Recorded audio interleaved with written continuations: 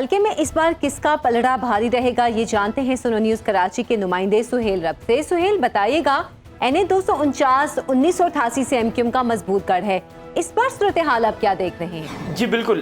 NA 249 की अगर हम बात करते हैं तो ये अब जब मर्दमशुमारी हुई और नई हल्का बंदियाँ हुई तो ये NA 249 आया। ये प्रीवियसली 2018 तक जो है 2018 में NA 255 था। अच्छा, अब बात अगर हम करें MQM की तो ये NA 249 हो या NA 255 हो,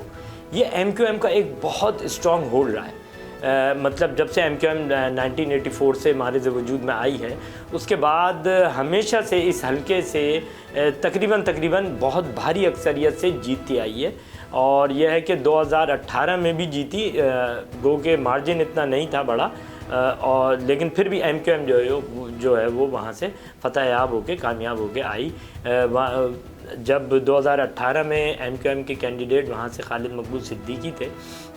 और अब भी जो है वो NA 249 के उम्मीदवार यहाँ से अब तक जो है वो MQM के कन्वीनर खालिद मकबूल सिद्दीकी ही हैं। तो इस हल्के से MQM का मतलब हमेशा से मजबूत गढ़ यूँ रहा है, क्योंकि ये हल्का जो आबादी है जिन पर मुश्तमिल है, जो इलाके इस हल्के में आते हैं, वो लियाकताबाद हो गया, नाज़माबाद हो गया, FC area, federal B area, ये वो इलाके हैं जो कि स्ट्रॉन्ग होल्ड हैं, उर्दू स्पीकिंग ज़्यादातर यहाँ पे रहते हैं, और हमेशा से ये जो है वो उर्दू स्पीकिंग्स का एक मजबूत गढ़ रहा है ये हल्का। तो यही वजह है कि यहाँ पे जो है वो महाजिर आबादी ज़्यादा है, तो इस वजह से MQM के यहाँ पे मजबूत गढ़ की सूरत में हमेशा ये हल्का MQM के साथ खड़ा रहा है। जी सुहेल, 2018 में यहाँ से PTI ने 50,000 वोट लिए, इस बार PTI का उम्मीदवार कौन होगा? जी बिल्कुल, यहाँ से अगर हम देखें, फिर मैं आपको माजी में थोड़ा लेके जाऊँगा, प्रीवियस इलेक्शन 2018 के इलेक्शन की बात करते हैं, तो यहाँ से जो है वो खालिद मकबूल सिद्दीकी 49,000 समथिंग वोट लेके कामयाब हुए थे। 59,000 वोट्स उन्होंने लिए थे, और उनके मद्दे मुकाबिल महमूद मौलवी थे जिन्होंने जो है वो करीब कोई 50,000 वोट्स यहाँ से लिए थे। अब की जो अब तक की सूरत हाल है उसमें यहाँ पे NA 249 से जो PTI की उम्मीदवार सामने आई हैं वो सिद्रा इमरान यहाँ पे सामने आई हैं, जिन्होंने कागजात नामजदगी यहाँ पे NA 249 PTI की तरफ से जमा कराए हैं, और यह है कि स्क्रूटनी वगैरह भी उनकी जो है वो क्लियर हो गई है। तो यहाँ पे PTI ने फ़ीमेल कैंडिडेट इस दफ़ा पहली दफ़ा फील्ड की है, खड़ी की है, मतलब सिद्रा इमरान की सूरत में। अब देखना यह है कि जब इलेक्शन डे होगा तो किस तरीके से MQM और PTI का आपस में कौन सा उम्मीदवार है जो इसमें कामयाब होगा। अच्छा सुहेल, नाज़िमाबाद और लियाकताबाद में मजहबी जमातों को भी खासी हिमायत हासिल रही है, तहरीक लब्बैक और जमात इस्लामी की पोजीशन क्या है? जी बिल्कुल, ये एक बड़ा अहम सवाल है, और ये एक बड़ा अहम फैक्टर भी है। बिल्कुल ऐसा ही है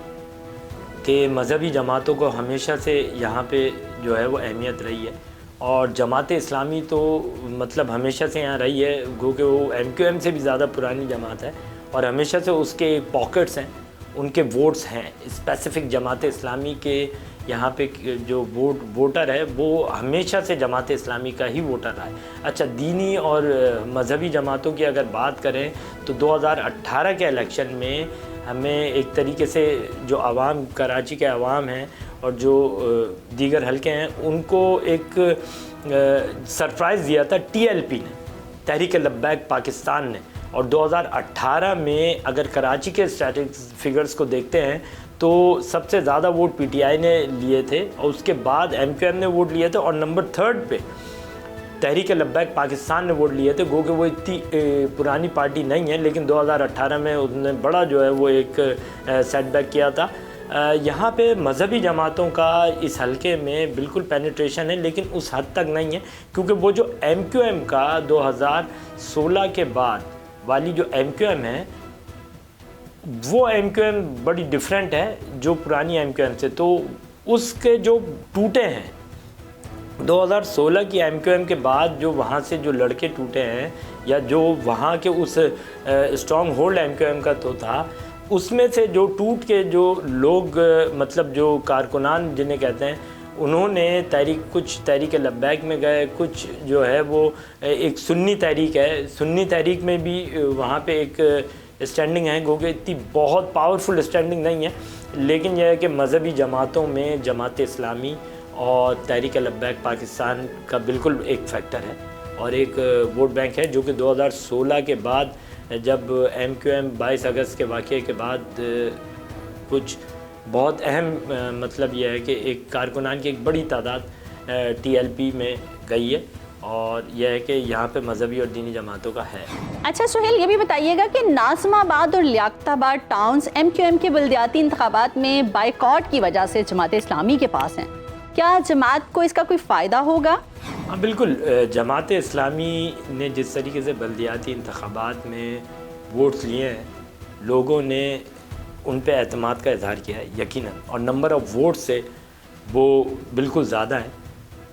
4.25 لاکھ کے قریب انہوں نے ووٹس لیے بلدیاتی انتخابات میں، اور جیسا کہ ہم نے فیلڈ میں کور کیا بلدیاتی انتخابات کو، تو جب ہماری وہاں لوگوں سے بات ہوئی اور ہم نے دیکھا تو واقعی لوگ کہہ رہے تھے کہ ہم نے جماعت اسلامی کو ووٹ دیا ہے، ہمارے پوچھنے پر نہیں بلکہ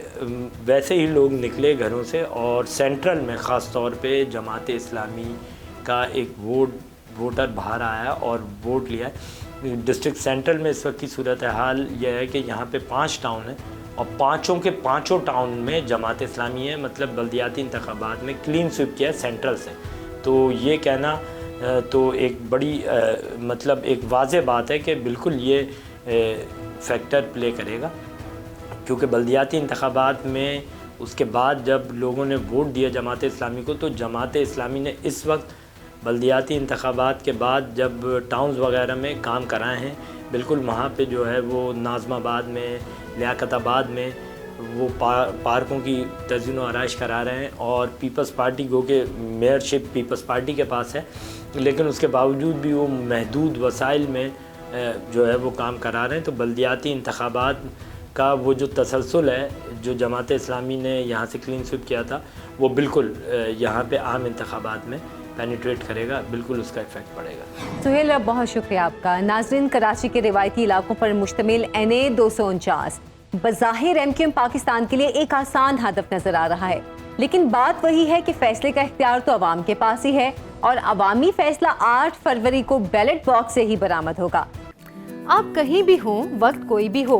واقف رہیں دنیا بھر کے اہم حالات، واقعات اور اہم خبروں سے۔ ابھی سنو نیوز کا YouTube چینل سبسکرائب کریں اور کلک کریں بیل آئیکن پر، اور ہمیشہ باخبر رہیں۔